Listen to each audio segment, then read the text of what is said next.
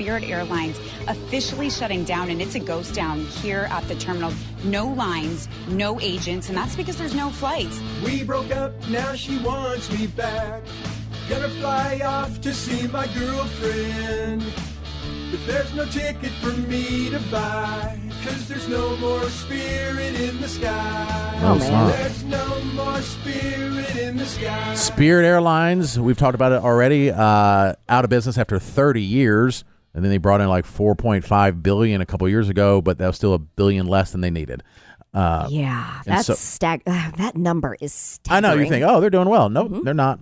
And so we have a question for our official attorney, Lisa Lanier, because this can happen to anybody. You could be somewhere, maybe you're invested in a company, or maybe you work for a company, or maybe you like Spirit Airlines, you're flying somewhere. Right. What happens? You paid for the ticket. Is there any recourse at all? Maybe especially with these bigger companies. Good morning, Lisa. Hi, Lisa. Hey, good morning. Yeah, it's a sad day for Spirit employees, for sure. Yeah. I have seen reports that there's up to 17,000 people whose jobs are affected by this, whether it's directly or indirectly because they were vendors that service exclusively Spirit Airlines. And just in Florida, where the headquarters is located, 5,000 employees immediately affected.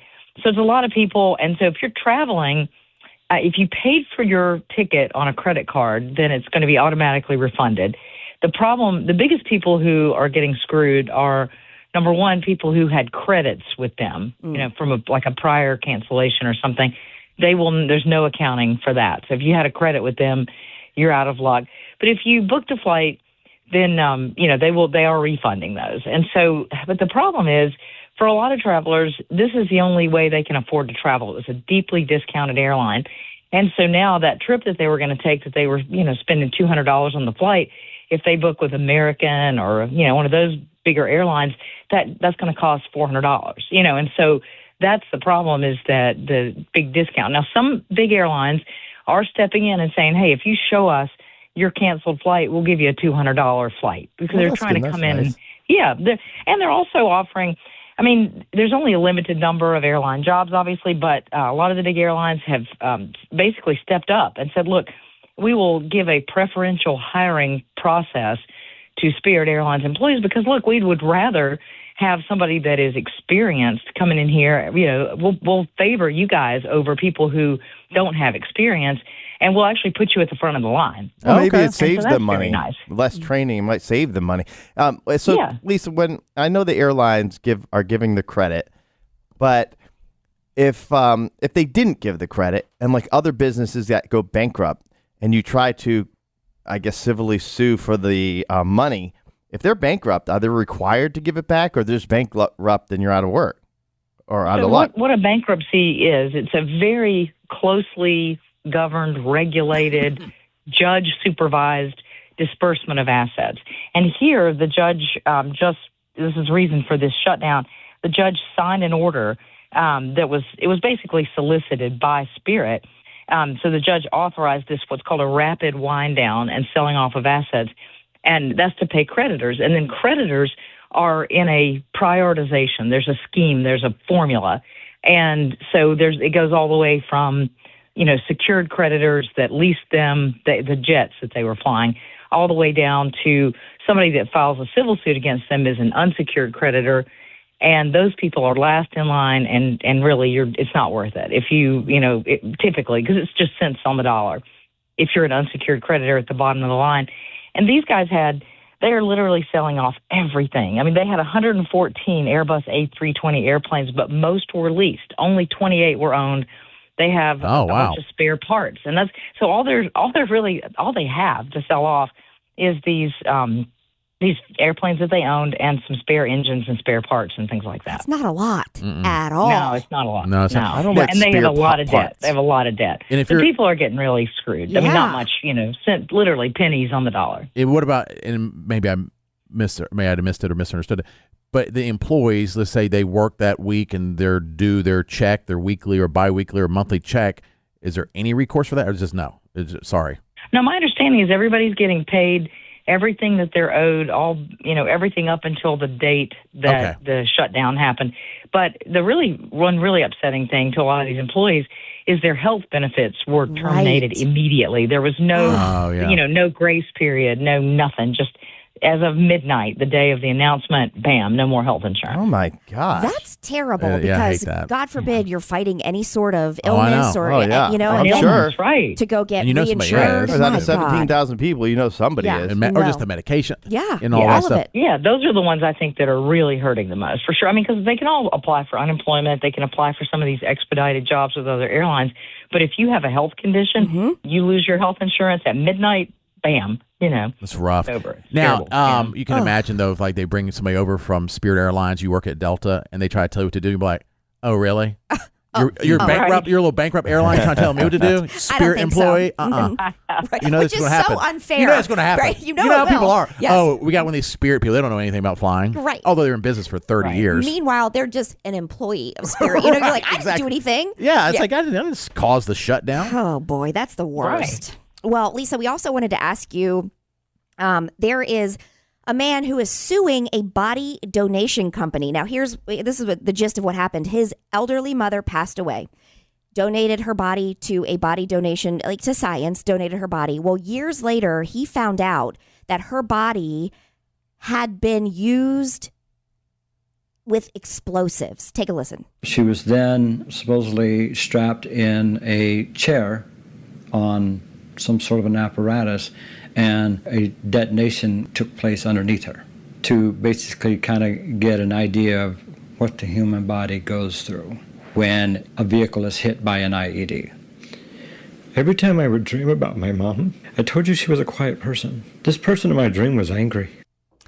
So she was donated for science, but the science was, I think was it military, or it was the U.S. government was doing detonation checks. Yeah, so my understanding, and Lisa, correct me if I'm wrong, but my understanding is that when her body was donated, it was then, I believe, bought or sold to another company that used it. It's like mortgages. And the man you just heard is saying, well, in the paperwork we checked, no, we didn't want any sort of explode, because they put all that stuff in there. That's in there? And he's I can't believe saying, you read I didn't know it was in there. I thought he donated to science, and they just did whatever. Because it was this was a total fraud. So this guy, he actually he was prosecuted criminally for it. His name is Stephen Gore, and he was the owner of the Biological Resource Center. And what happened was it was discovered that he was defrauding people and making a bunch of money off of it, because most people don't want to donate their loved one's body to be blown up, right? Right. And so he was having a hard time getting people to agree to that. But it's a lucrative business. The military pays a lot of money for these cadavers. And so what he was doing was, there's a very detailed form. And what this guy was doing, his mom had Alzheimer's, and he wanted to allow her brain to be studied for Alzheimer's research. And then she was supposed to be cremated and sent back to the family. Mm-hmm. And they got some ashes in a box and were told it was their mom's ashes. It was not. Their mom was she was sold to the military and blown to bits with these IED experiments. Jeez. And he is distraught. And he has the form where he checked. He was very explicit that the only reason he was donating this was for her brain to be studied for Alzheimer's. A doctor got him to do it, said, hey, this would be really helpful to study your mom's brain. And so he went along with it, and he said, I am not usually the kind of guy that does stuff like this, but I thought, she had this terrible disease, I want to help. And now he is just tormented by this thought of his mom being strapped in a chair and blown to bits, and she was this sweet little lady. And anyway, it's terrible. So there's a lawsuit, and the way he found out was a reporter called him, because this was being investigated. And so this guy was sending them fake ashes. He was making a bunch of money off this. So he was criminally prosecuted, but he only got probation. He entered into a plea deal. He only got probation. And now a bunch of people have come forward and they're suing him. They have a civil lawsuit against him. And, the jury is going to just tee off on this guy. The question will be, will he have any assets to pay these judgments? Oh, so you think the lawsuit, he'll lose? They'll win? The prosecution will win? Oh, so the criminal prosecution's already happened, and he entered a plea agreement. But on the civil side, for damages, yes, when people abuse a corpse, juries just hate that. I mean, they hate those people. Really? I mean, she's already dead. Oh, yeah. Jason. Yeah. Well, it's weird. Well, I kind of have that thought too. Like, really? Why? Because they're already dead. But I do. No, but I get it. I mean, I get why these people are so upset. They are just, like this guy said, he's having just nightmares about this.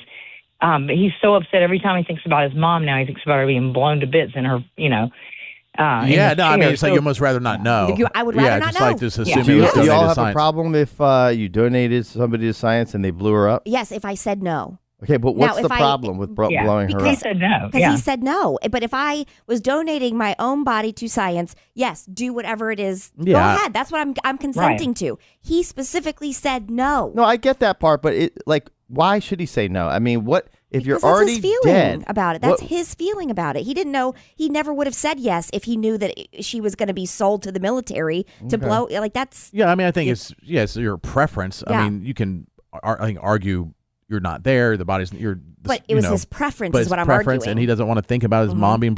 Just like you're like, hey.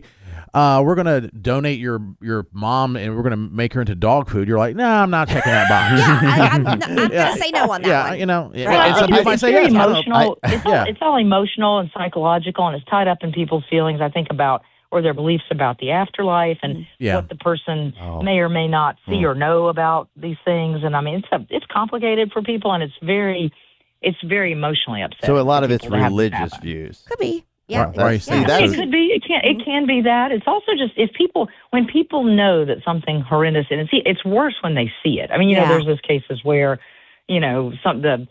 the casket popped open when it wasn't supposed to, when it was a closed casket or whatever, or the person, there's those awful cases where the bodies pop out and stuff and fall out in the middle of the funeral home and stuff. I mean, those people who see those things are obviously more traumatized. But this guy, very traumatized. All these people, and they've got him on these breach of contract claims too, because these were contracts that they entered into, and they checked no, and he did it anyway. I mean, it's just it's so blatant. I don't know if it's a great idea to ever say like, "Oh, you can donate my organs or donate to science." I don't know if that's ever a good idea, because I think if you have a small little chance, they're just going to kill you anyway, so they can get the science. Okay, and I'm not backing that a one. lot of people think that. No. Okay, I'm not going to back it though. A lot of people think that. People doesn't make believe it that, but I right. really No, but if you're laying I on a don't think- hospital bed and you're barely alive, and the doctor thinks she'll never make it, I don't. let's donate no, to this they healthy. have taken an oath to do everything that Well, they you're can trusting to make them, sure. but I guarantee it's happened. You're laying on the side of the road. I'm not saying There's it's never definitely people happened, that feel that but- way for sure. And I know that they do. It does not make it right. Or make it seem like, I really don't think that happens. I mean, I've had a couple relatives pass, and I don't think the attending physicians even had a clue that the person, that the patient was an organ donor until I think that's a discussion they have at the very end when the person is about to pass. Have or you they ever just watched passed. Grey's Anatomy? That's real life. Yeah, you've just taken your argument So, and thrown it out the Katie, window. what conspiracy theory do you like better? Not landing on the moon, or they kill you to take your I hate organs? them both, and it makes Oh, me. okay. Yeah, I hate them both Equally? Yes. Well, I mean, it's possible, Yeah. though. How about this? Just like not landing on the moon is possible. I guarantee it's happened. Sure, Jason. I'm sure There's it always a has. shady There's person out always, there. yes, Yeah. a bad apple. I'm sure Hey, it's happened too. If this guy was standing around for Biologic Resource Center, he might have been putting a pillow Exactly. on grandma. Boy. Yeah. Goodness. Hey, People are by the shady. way, if you, at least I think we've talked about this before, but it was a long time ago. There is a documentary. I think it's called The Mortician, and it's. I haven't watched it. It's You so said good. it's so good. And it's a man who is obviously a mortician. Well, yes, he's a mortician, but he started cremating. He found that cremation was a very lucrative business, but he got so many bodies he couldn't keep up. And so the things he was doing, real life, I mean, it's a documentary, the things he was doing, people had a lot of problems with. I was very torn after watching the documentary. I was like, well, what's so bad about Do you know? It's It's funny. good. It's very good. You say that, Katie. That happened in North Carolina. There was a funeral director in North Carolina that he couldn't keep up with I think his cremation equipment broke or something. So he started just like stacking the bodies in the backyard. Well, you know that funerals, the funeral services are way, way down more than ever, and funeral homes are losing money a lot because funerals try to, when you're in there upset about your significant other or somebody that died, Right. they all of a sudden say, "Would you like the $5,000 casket, or really do something you care about?" And $10,000, and then you're in this vulnerable position. But they say that cremations through the roof. Cremations are the way a lot of people 100%. are going. It is interesting, just the way we are as humans, is that he's like, can't blow up my mom, but I'm going to put her in this thing and burn her till she's ashes.